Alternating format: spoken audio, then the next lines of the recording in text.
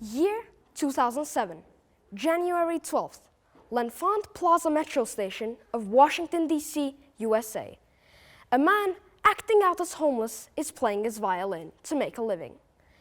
The man stood there for 45 minutes playing. During this period of time, around 1,100 people walked by, but only 20 out of them tipped him, and just 6 bypassers appreciated his music enough to stop for a while and listen. A vast majority paid no attention to him whatsoever. Little did they know that this homeless man was actually Joshua Bell, one of the most famous violinists of the contemporary world, whose concerts were always sold out. The average price of a ticket, you ask, over $100. So the story went viral and even became the topic of social studies. The question was, why did the people ignore the performance for which they were usually more than ready to pay $100? It turns out people trust their eyes and sight more than any other of their senses. After all, the stereotype is that if you see someone homeless, you may naturally ignore him. This stereotype mainly comes forth from the data our eyes convey.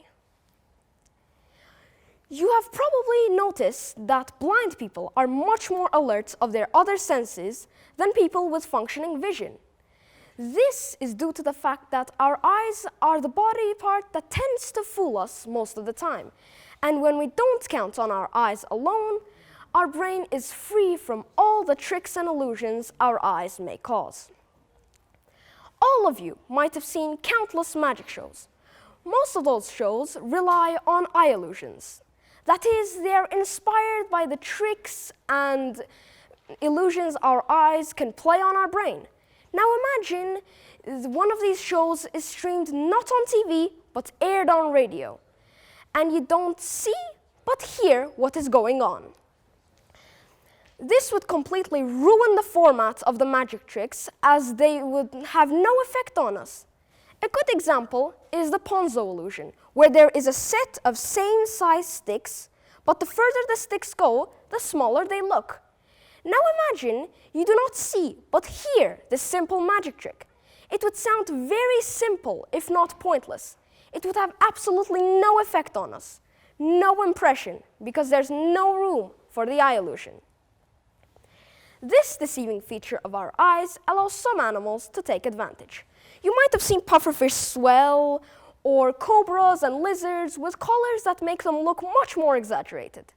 These animals do this as they know that their predators trust their eyes the most. So they would like to look bigger and thus mislead the said predator into thinking that the creature in front of it is much bigger and much powerful than itself. Chameleons, as you know, also have a handy trick regarding this feature, as they could blend in with their surroundings by changing color to make their predators presume that they're actually not there.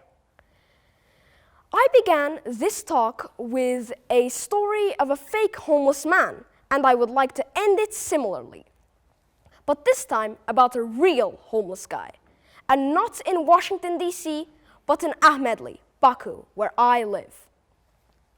On one Sunday morning, my dad and I were out for a simple stroll when we saw a homeless man rummaging through a garbage bin. He attempted to communicate with the bypassers, but all of his efforts were in vain. His battered, shabby clothes and dirty appearance, especially his current state, was utterly repulsive towards the residents.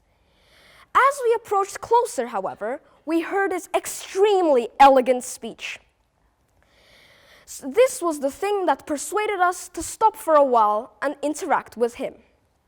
A matter of minutes were enough to be thrilled by his intelligence and sound opinions on various topics, ranging from philosophy to the perseverance of nature. The 81-year-old's calligraphy on cardboard even included references to the works of significant Azerbaijani figures, such as Mirza Fatali Akhundov and Lotfizadeh. Even though he struggled to feed himself, he took care of plants and stray animals too. He even knew a bit of English, which is quite surprising for a homeless man at his age in Azerbaijan, if you ask me. This particular incident, once more, reassured me that the first impression our eyes can give can be far from reality. That is why, whenever I hear someone saying, "I can't believe my eyes," I say, "You're better off if you don't." Do not get me wrong. I am not making this talk as something against the much valued functions of our eyes, but just remember to consult your other senses too while coming to a conclusion. Thank you for your valuable attention.